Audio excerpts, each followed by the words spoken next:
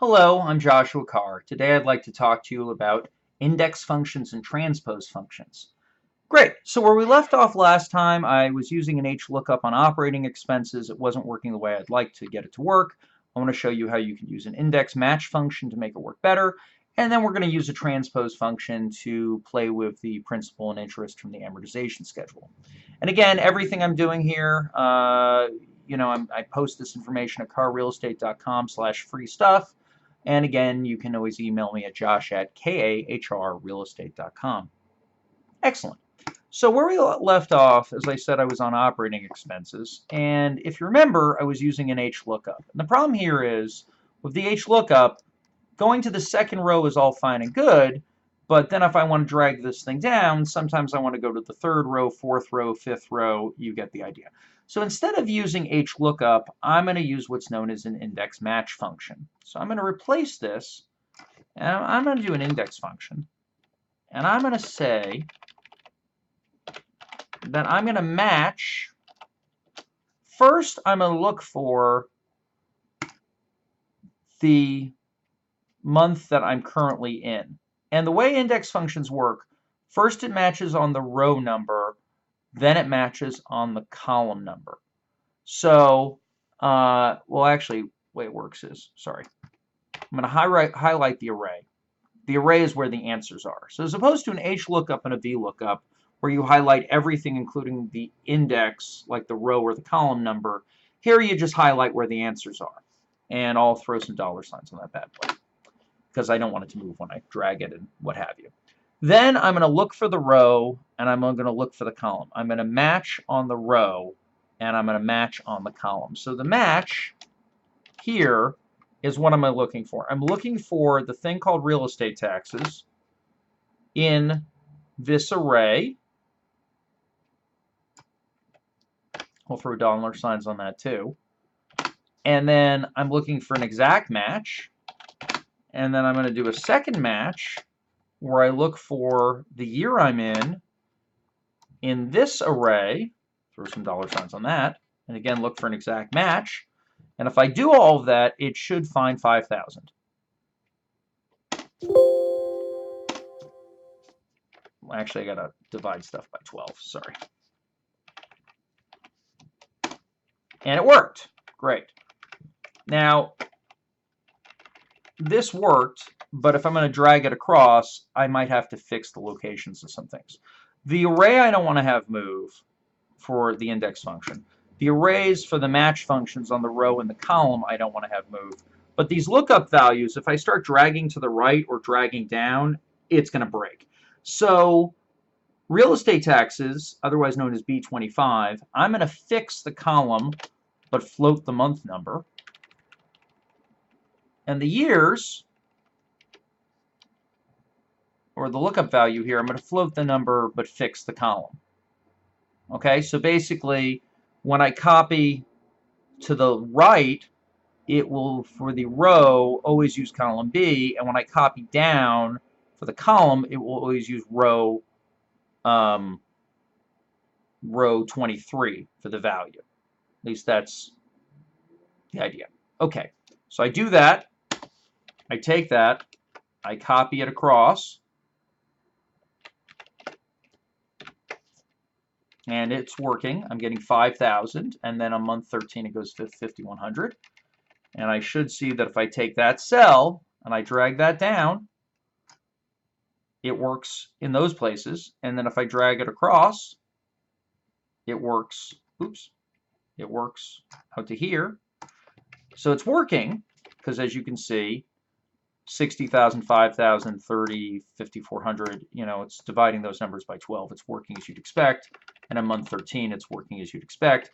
The one messiness of it, and admittedly it is messy, is the way this is working here. It's throwing in all these NAs, and I don't like having those NAs there because it looks like it's broken, because it kind of is. So what I'm going to do is I'm going to throw an if error around this thing that says, if you do this and it breaks, basically if you get an error, put in a 0, and if not, do what you were doing otherwise. So I throw in an if error, I drag that down, I copy that to the right, and now it's working as it should. I'll remove the decimals because I can't stand the decimals. And that is my OpEx. Now, before I go on, I am going to have to play with this EGR because right now that's pulling from the annual cash flow statement, but let's just progress. So if I go to my cash flow monthly, my OpEx is now linked to my OpEx.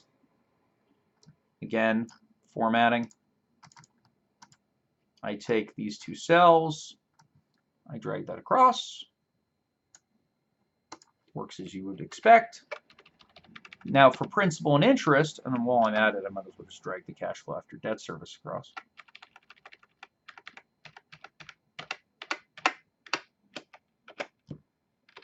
Cool. Okay, let me just see. Okay.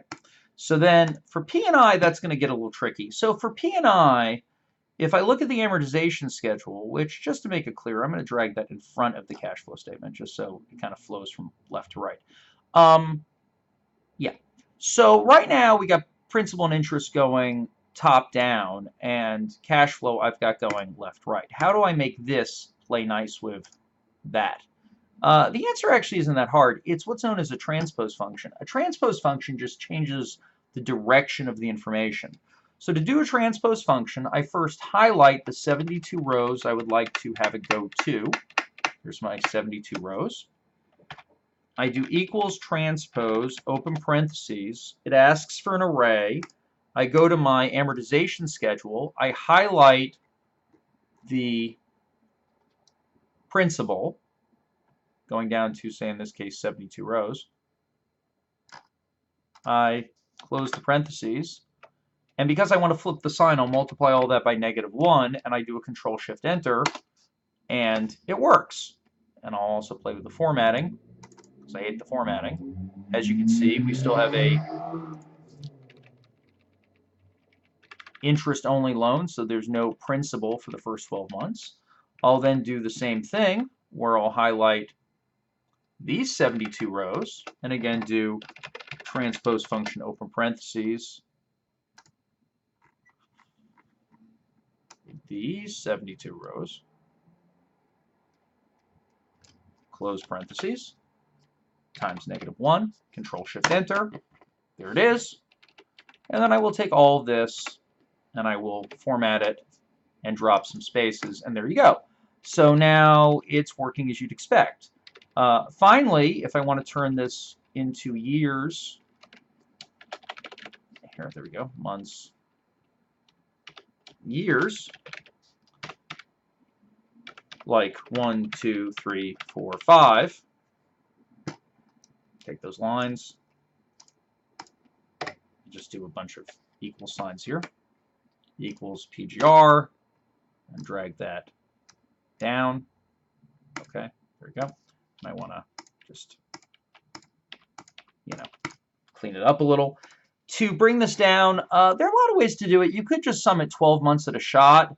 I prefer to do a sum offset function where I do an offset and I say, let's start from this point, then stay in the same row, and then go over 12 times the year you're in -1, close parentheses, and then highlight an area 1 high by 12 wide. That will basically take, in year 1, months 1 to 12, and in year 2, months 13 to 24. And again, as I said, the tricky part here is the part about columns, where you do 12 times the year you're in -1. In other words, in year 1, don't move. In year 2, go over by 12 columns. And then the sum function around the offset is then summing up the cells that it finds. If I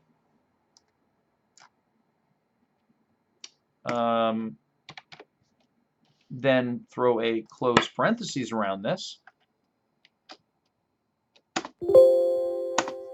it finds 200,000, which is what you'd expect. If I was going to bring it over to the right and also copy it down, the starting point is going to need to move, right? So the starting point is I copy down. I want to have it float the row. so I don't put dollar signs in front of that.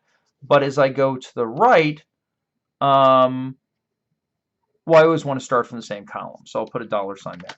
So if I put a dollar sign on D6, it will always start from column D, even if I copy it down. And in the same way, on the year I'm looking for, I want it to float on the column, but not on the row. So I put a dollar sign in front of the 23. I take that, I copy that to the right. Actually, I need to do year 6, sorry. Copy that to the right. Take all that, drag that down. Delete the cells that are not relevant, because they're not.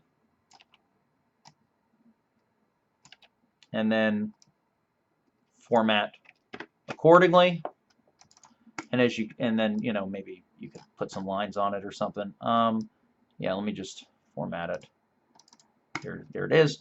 And as you can see now, it's 180, 118, 207, 207, 207, 207. By comparison, if we look at what I had before for cash flow after debt service, we had 37, negative 37.48. Here we have negative 37,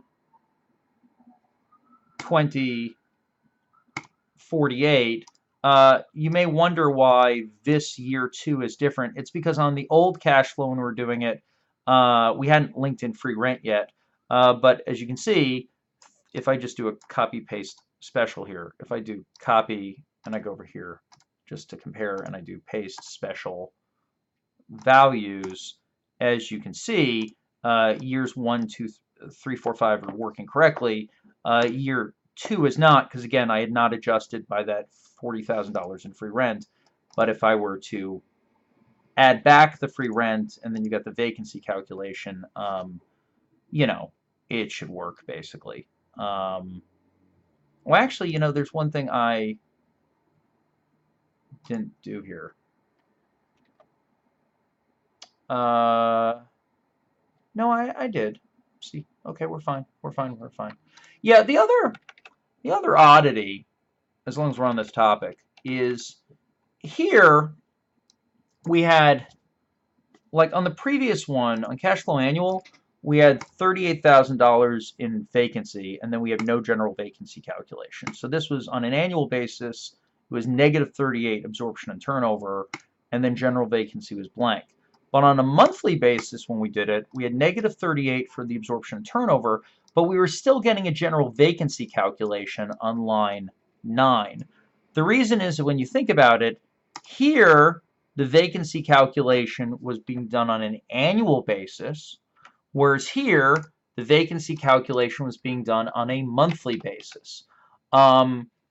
At the risk of stating the obvious, if you add up everything in a year and then you adjust it by vacancy, you'll get a different result than if you do it on a monthly basis. Because on a monthly basis, it'll zero out the general vacancy for the 2 months when you have a lot of absorption and turnover, and then it will generate general vacancy for months 3 through 12. Whereas if you do everything on an annual basis, the absorption and turnover could be so big in month 1 and 2 that it effectively wipes out all the general vacancy for the year. In any event, this is working the way it should. What I have not done yet, which I need to do on the next video, is to delete this cash flow annual page and have everything flow up to an annualized, to evaluation period, and do return calculations and kind of go from there. But I'm, again, walk before you can run, and we're moving in the right direction. Awesome. I'm enjoying building this piece by piece. I think it's good for you to see sort of the logic of how you work through it. And, I did it one way and then I adjusted it to do the other. And we'll continue going as such. In any event, if you're interested in more content like this, please contact me or leave some comments in the YouTube videos below, YouTube comment area below. Also, I do teach this on live classes every few weeks in New York City. You can attend it live or by webinar. If that's of interest to you, you can read more about it on my website. Thanks again, and keep on building better models.